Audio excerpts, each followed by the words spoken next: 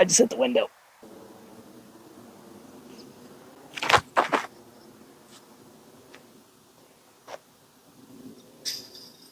Oh.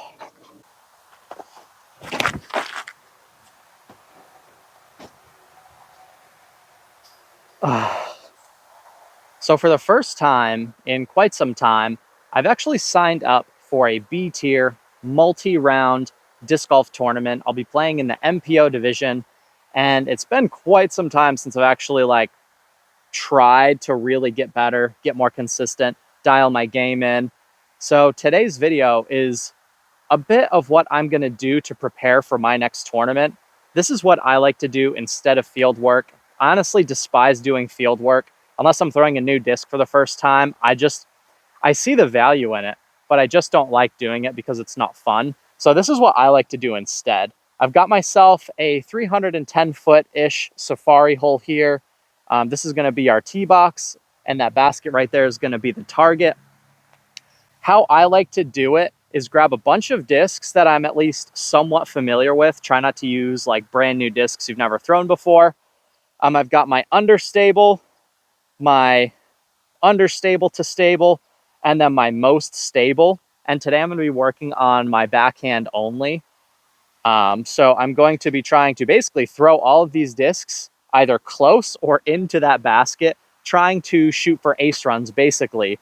And what this is going to do by dividing the discs up into those three categories is I basically have my hyzer flip / turnover category, my throw straight at the basket category, and then my probably need to slightly flex or any of the disc category.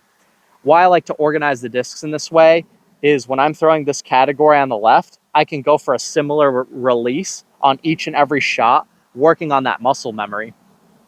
Now I can move into the next category and change that angle to slightly more flat, even more nose down. And then the last category, I can switch it one more time and go into the flex. So I'm not throwing a hyzer flip and then a flat and then an ante and then two hyzer flips and then two antes. I don't think that's a very efficient way to practice. So I like to organize my field work in this way. And if I really want to work on the hyzer flip, I'll just grab all understable discs and go from there. So we'll throw everything and we'll see if we can chuck one in. But again, I'm playing a tournament soon, early next month, and I really need to practice more if I don't want to absolutely crap the bed, for lack of a better term. So this is how I like to practice.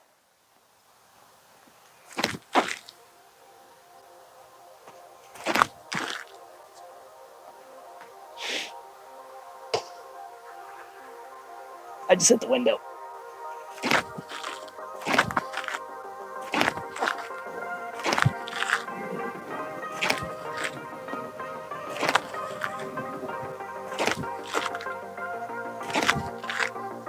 So what I've been trying to work on with my backhand is keeping my elbow up above my hand and wrist and the disc. This position is something that's not super comfortable for me. So that's basically the one thing I'm actually trying to work on. So I am trying to hit my line and sort of hyzer flip or turn towards the basket. But as long as I'm having most of my reps with my elbow up and my hand and wrist down, then I'm pretty happy with the shot in general.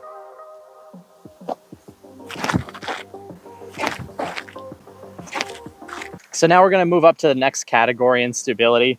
We have the slightly more stable. I can attack the basket a little more directly, not so much going for the hyzer flip, but just more going straight at the pin.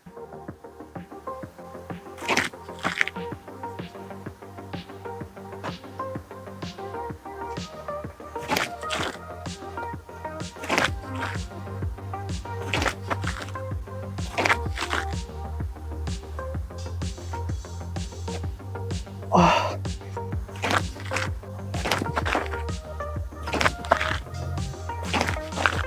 So that's going to be it for the sort of straight aim right at the basket with just a direct line. The rest of the discs I have are on the slightly more stable side. So I either need to throw them a lot harder to get them to stay straight, or kind of just put them really nose down, slight ante.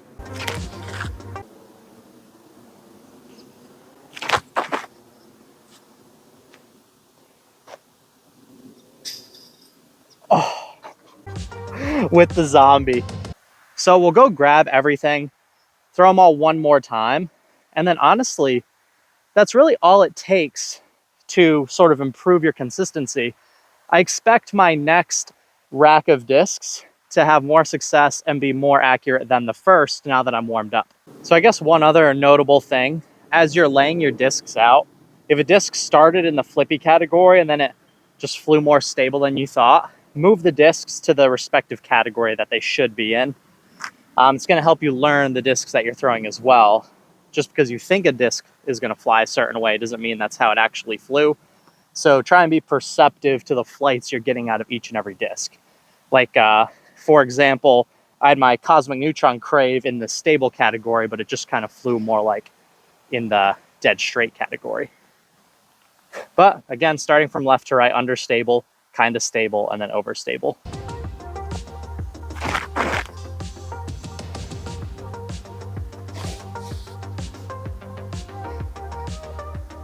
Still focusing on keeping the elbow up, nose down.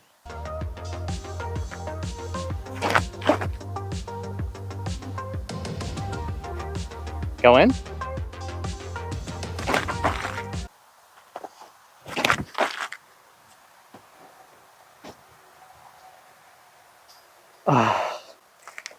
Another one off the chains. So anyway, guys, I think that's a really fun way to do your field work. I would also recommend videoing yourself like I am today. So when I'm in the editor, I'm going to slow myself down, look at my form. I'll pay particular attention to the throws where my elbow was up and my hand was down. Any throws where I did that, regardless of the outcome, was a success.